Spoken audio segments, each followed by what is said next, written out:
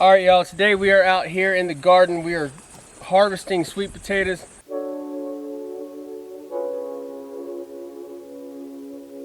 One of our favorite things to do this time of year. So we have different varieties out here this year. We got a Beauregard, Japanese, a couple other varieties. I think I forgot them all. But the two that I do know we have is Beauregard and Japanese. These Japanese sweet potatoes are just, they are absolutely beautiful. I mean, they got like this purple color to them. It's just very, very unique sweet potato. These are very sweet, to be honest with you. We just went to Natural Grocers and just picked up handfuls of sweet potatoes and just sprouted them.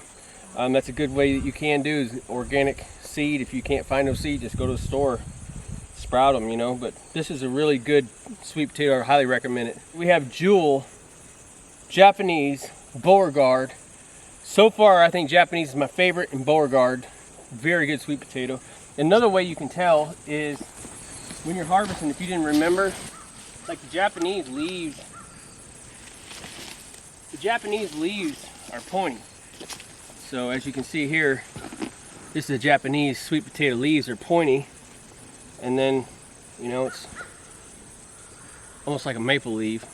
And then the Beauregard leaves are more round, like this, kind of triangle-ish looking. So like that. So over here I'm digging these, but this is a Beauregard area. Let's look at these. Let's dig these up.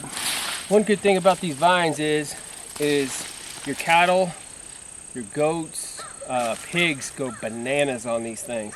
And actually, you can eat the tops of these. They are edible. Salads, they're actually full of protein. I mean, it's a really good source of food for your animals. So we'll give them to the pigs. They'll go bonkers on them. But let's look at this one right here. When you're digging these sweet potatoes, look at that, antiques. Just kind of pull up on them a little bit. Some people dig them out. I just pull up on the top, just get some out. Then I just kind of use my hands, feel around. Number one thing you don't want to do when you're digging sweet potatoes is you don't want to break them off, because they see how they're going in this. They're growing these clusters. Actually, this one shot off in the ground right here. That wasn't even a plant; it's a tuber. But you see how these grow in clusters? Sometimes I just get the dirt out of the way.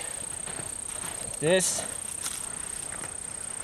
and then instead of just yanking on this area right here, I kind of dig around it. And you can use a shovel, but the only problem about using a shovel is you might bust them open. So I like getting them all out. So see, then you get them loose, and there's one right here. It's just a really beautiful sweet potato. And then I just pull them out one by one. See, if not, sometimes you'll break these tips off if you're not careful in the dirt. But this is just a really good set there to have you handfuls of them. Sometimes sweet potatoes will run off to the end on a tuber, and you'll find a big one off to the side, so just kind of feel around. And then just keep going to the next one. You know, it kind of sucks, you're on your hands and knees, but I would steer clear from using a shovel if possible. If you can just use your hands with some gloves like this and just massage it, you're gonna have better success, because these come out. See, these are in solid right here. This is a good example. So pull these babies back. This is a dandy. Good thing about the sweet potatoes is they store really well compared to regular potatoes. So we just put these under the house, and when it's time to sprout again, take some of your best ones and sprout them. Throw them in dirt like this and sprout them up. It works great. I always plant my garlic in the same section as the sweet potatoes. So when these are out, we'll get manure on the ground, compost, hay, and we'll start working up getting our areas ready for garlic. So it's really cool. Those two plants go together, because when this one's done, that one's ready to start. So it's very interesting how that works, but nothing greater than digging up your own food. These store so good, and who don't like sweet potato casserole or sweet potato pie? And I love it because you never know what you're going to find. Digging sweet potatoes, when you get that big one, last year we had one like this big. I buried a chicken in that same spot. I think that might have something to do with it. I'm not sure, but I think it was the chicken. Look at this dandy, see? Look at that. That's a beautiful sweet potato. Just keep getting potatoes. I mean, this is a dandy too. I mean, I like it when you get these funky looking cool potatoes coming out of the ground. Here in the Ozarks, potatoes don't really grow that well. I mean, you can grow good potatoes. We've grown regular potatoes very well. But I can say the number one success thing we've had with growing potatoes is in hay. Like the roost out method. That works really well and you get a ton of them that way. Sometimes I don't have the hay. Lately we've been in a drought and hay's been more expensive to get. So I just been tilling them in the ground. You can do a lot of different things with potatoes though. The sweet potatoes, we put them in the ground.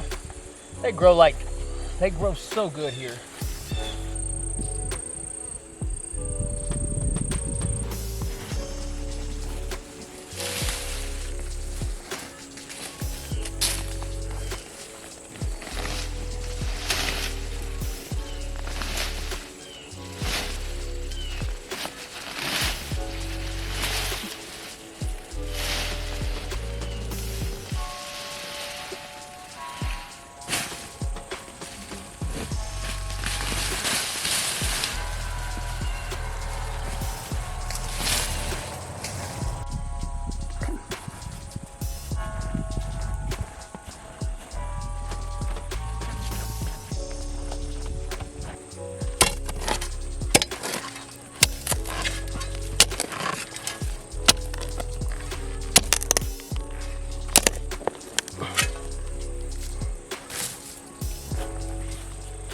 It's a beautiful Japanese sweet potato. The color of these are just stunning. I mean, look at the shining purpleness of those. They're just beautiful. Very sweet potato too. Highly recommend these. Okay, another thing that's just so amazing when you're picking sweet potatoes is the shapes of them. They come in all different shapes and sizes. Sometimes they're really funny looking. I mean, look at this one. It looks like a turnip or a tomato. It looks like a beefsteak tomato. It's just an odd sweet potato color. This is round, a turnip, or a potato, or I mean a tomato. But look at this one. It's got funky little, I mean, just weird, you know, like this one too. Just a weird design. I mean, God, crying out loud, He just makes things amazing. I mean, and nothing's the same, you know. That's what I love about digging sweet potatoes. You don't know what you're going to get when you start digging these up. I mean, you might have big ones like this, little skinny ones, which you want to eat these first because they don't last as long. But it's just fun, you know. It's like digging up a treasure, you know. So that's the fun part about sweet potatoes. But these store so good. I mean, you can put them under your house, put them in the top of your cabinet. Sometimes we left them on the cabinet all year long and they're still good. So that's the beautiful part about these. They store so well.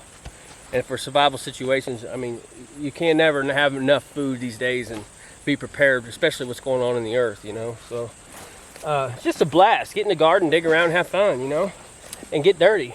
It's just nothing like it. This is called a jewel variety we have. A jewel yam. Man, I can't wait to eat these. Those are gonna be good.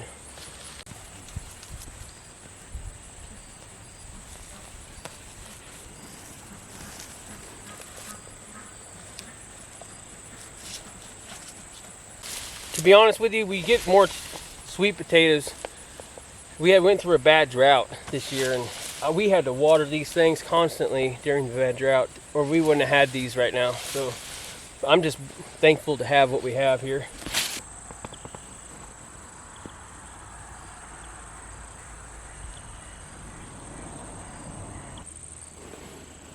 And if you're feeding sweet potatoes to your pigs like these, they need to be cooked. They digest them really a lot better. I wouldn't recommend giving sweet potatoes like this to pigs.